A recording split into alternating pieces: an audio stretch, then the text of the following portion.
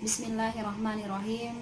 Assalamualaikum warahmatullahi wabarakatuh. Alhamdulillahi rabbil alamin. Wassalatu wassalamu ala asrafil anbiya'i wal mursalin wa ala alihi wa sahbihi wa ummatihi ajma'in, amma ba'du. Pertama, mari sama-sama kita ucapkan puji dan syukur kehadiran Allah Subhanahu wa taala atas segala limpahan nikmat yang masih Allah percayakan kepada kita. Mudah-mudahan nikmat yang Allah titipkan ini bisa kita manfaatkan dengan sebaik-baiknya untuk lebih dekat lagi kepada Allah. Salawat dan salam mari sama-sama kita hadiahkan kepada Nabi kita, suri tauladan kita, Nabi Muhammad sallallahu alaihi wasallam. Mudah-mudahan dengan kita senantiasa bersalawat kepada beliau, dan insya Allah apa-apa yang kita kerjakan untuk melanjutkan perjuangan beliau mensyiarkan agama Islam yang kita cintai ini dibalas dengan syafaat dari Nabi kita Muhammad sallallahu alaihi wasallam. Adik-adik yang kakak banggakan, seluruh pengurus dan juga angkatan 13 yang insya Allah hari ini akan melangsungkan pembinaan kedua dengan materi cara-cara penyusunan materi-materi dakwah. Alhamdulillah, ilmu ini awalnya kakak dapatkan dari pembina kita, almarhumah Hajah Nurlela Bro Ginting, umi kita tercinta, yang pada 2 Maret 2020 kemarin Allah panggil menghadap untuk pulang ke kampung halaman abadi. Mudah-mudahan ilmu-ilmu yang sudah umi berikan dan insya Allah akan diberikan kembali kepada kalian bisa menjadi pahala jariah buat umi. Sebelum materi kita mulai, dengan kerendahan hati, mari sama-sama kita kirimkan Ummul Quran Al-Fatihah untuk umi kita tercinta Hajah Nurlela Bro Ginting. Al-Fatihah.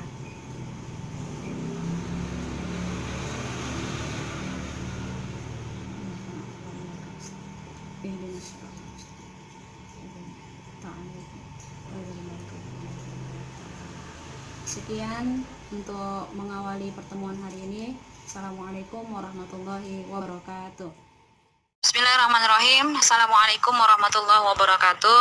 Alhamdulillah, di awal tadi kakak sudah menyampaikan mukaddimah. Untuk mempersingkat waktu, langsung saja kita masuk kepada materi. Insyaallah nanti kita akan membahas bagaimana cara dalam menyusun materi-materi dakwah. Sebenarnya sebelum menyusun atau sebelum kita tampil, ada persiapan-persiapan yang harus juga kita perhatikan. Seperti bagaimana tata berdiri, bagaimana kita menyesuaikan mimbar dengan diri, kemudian menyesuaikan mikrofon dan aksesoris-aksesoris yang ada ketika kita tampil. Tapi untuk materi ini nanti akan kita bahas di pembinaan selanjutnya dengan tema retorika dakwah. Hari ini kita akan fokus kepada bagaimana cara menyusun materi-materi dakwah dengan baik dan benar. Kakak berharap semua kita bisa menyimak, kemudian setelah ini nanti membuat video praktek harus sesuai dengan yang ada ini. Baik, dalam penyusunan materi-materi dakwah ada 6 hal yang harus kita perhatikan. Yang pertama itu salam. Jadi ketika mengucap salam, kita harus bisa menyesuaikan jumlah audien yang hadir. Jangan sampai nanti audiennya 2, tapi salam kita kayak untuk orang 1000. Jadi itu juga harus disesuaikan. Nah, dalam penyampaian salam ini itu harus dibedakan antara salam ceramah dengan salam-salam perlombaan, misalnya lomba kasidah. Nah, itu beda, nada-nadanya beda. Kemudian ketika salam ini kita usahakan harus tegas. Jadi dalam salam tegas, dan ketegasan itu didorong dari ketulusan hati, seperti yang sudah disampaikan oleh Mas Hani minggu lalu. Ketika kita salamnya itu hanya salam dari mulut, salam ini kan doa. Ketika kita menyampaikan salam atau doa ini hanya dari mulut, tidak dari hati, maka sampainya juga hanya di mulut. Nah, ketika salam kita sampaikan secara tegas. Tegas ini bukan berarti keras, tapi ada penekanan-penekanan dengan harapan ketika orang masih sibuk sendiri dan kita tampil dengan mengucapkan salam, orang bisa fokusnya beralih ke kita. Kakak contohkan ya, misal dalam sebuah kajian kita diminta untuk berceramah. Misalnya gini, Assalamualaikum warahmatullahi wabarakatuh. Jadi ada jeda atau ada ketukan-ketukan yang harus diperhatikan dalam menyampaikan salam, sehingga ketika orang masih sibuk dengan kegiatan masing-masing, karena ada jeda yang kita berikan, maka orang itu akan beralih perhatiannya fokus ke kita. Kemudian setelah salam ada beberapa orang, tidak semua ya, ada beberapa orang memberikan sapaan kepada audiensnya. Jadi setelah dia memberikan salam, seperti tadi ya, Assalamualaikum warahmatullahi wabarakatuh. Kemudian dia menyapa para jamaahnya. Misalnya, apa kabar ayah bunda, apa kabar ibu-ibu? Dan itu juga harus dengan tulus menanyakannya, bukan modus. Beda ya, tulus dengan modus. Setelah itu kemudian masuk poin kedua, yaitu pembukaan atau muqaddimah. Jadi pembukaan atau muqaddimah ini seperti yang sudah kakak sampaikan tadi di awal sebelum materi, itu terbagi dua. Jadi pembukaan atau muqaddimah ini ada dua bagian. Yang pertama puji-pujian dengan bahasa Arab, seperti contoh Alhamdulillahirabbil alamin wassalatu wassalamu ala asrofil anbiya'i wal mursalin, dan seterusnya. Kemudian apa lagi? Alhamdulillahilladzi nahmaduhu wa nasta'inuhu, dan seterusnya. Nah, untuk muqaddimah ini kakak mewajibkan semuanya bisa menghafal dan menguasai 3 muqaddimah. Jadi ketika nanti kalian berceramah, muqaddimahnya nggak itu aja. Jadi minimal 3 lah harus dikuasai. Setelah puji-pujian menggunakan bahasa Arab, masuklah puji-pujian dengan bahasa Indonesia. Jadi ini boleh dirangkai kata-katanya semenarik mungkin, ataupun kalau belum bisa merangkai sendiri, boleh lihat yang lain. Misalnya seperti tadi, pertama dan yang paling utama, mari kita ucapkan puji syukur kehadirat Allah Subhanahu wa Ta'ala, dan sebagainya. Atau juga syukur kita kepada Allah, dan sebagainya. Jadi dalam muqaddimah ini ada 2 bagian. Yang pertama tadi puji-pujian dengan menggunakan bahasa Arab, minimal kuasailah 3 muqaddimah. Kemudian setelah itu dilanjutkan dengan muqaddimah dengan puji-pujian dengan menggunakan bahasa Indonesia. Kita lanjut. Setelah puji-pujian ini, maka masuklah kepada isi dari ceramah kita atau inti dari apa yang mau kita sampaikan. Untuk isi ini bisa kita mulai dari ayat ataupun hadis atau kisah, boleh. Nah, kalau ada yang pesantren biasanya disebutkan pas setelah puji-pujian, kemudian langsung disebutkan, berdiri saya di sini untuk menyampaikan isi pidato saya yang berjudul ini. Nggak usah. Jadi ketika kita menyampaikan judul itu, apalagi kita yang pemula, ketika pembahasan kita lari dari judul, orang akan geleng-geleng. Jadi lebih bagus diawali dengan ayat atau hadis atau kisah, kemudian baru dijabarkan. Baik, selanjutnya setelah isi tadi misalnya tentang syukur. Jadi dimulailah dengan ayat syukur, surah Ibrahim ayat ke-7. Boleh untuk bisa lebih menarik perhatian jamaah, kalau memang kita bisa membaca dengan lagu, gak apa-apa, pakai mujawad atau murattal, kemudian diartikan atau dibacakan perpenggal-penggal ayat kemudian diartikan. Itu kreasi kita masing-masing. Nah, setelah isi ini tadi juga harus kita pakai pedoman 5W1H. Jadi dalam penyampaian isi ini dia pakai pedoman 5W1H. Apa itu 5W1H? What? Apa? Misalnya tentang bersyukur, apa itu syukur? Tapi nggak usah disebutkan. Misalnya kita hari ini cerita tentang syukur, nggak usah disebutin. Ibu-ibu, bapak-bapak yang saya hormati, syukur, apakah itu syukur? Nggak usah. Tapi langsung saja kita jelaskan. Syukur itu adalah tanda terima kasihnya kita kepada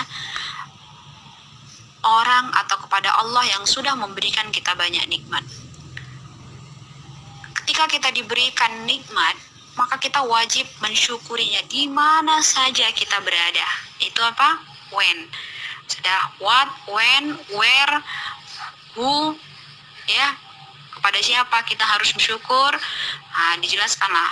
Kepada siapa? Kepada siapapun yang memberikan kita sesuatu nikmat, maka kita harus bersyukur kepadanya.